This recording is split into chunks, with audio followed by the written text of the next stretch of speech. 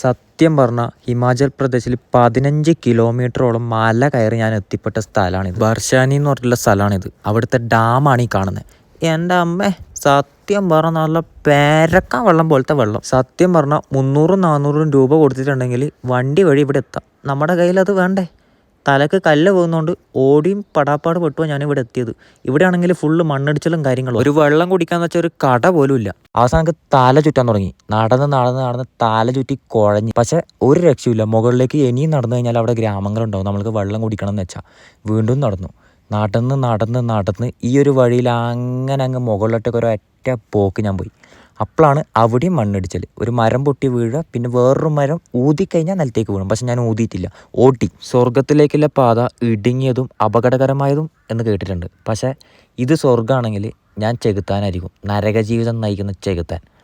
അവസാനം ആ ഒരു വലിയ ഗ്രാമത്തിൽ ഞാൻ എത്തി. ഭയങ്കര ഹാപ്പിയായി. എന്നെ സ്വാഗതം ചെയ്ത് അവിടുത്തെ ഒരു പട്ടി. ഇനിയാണ് കഥ.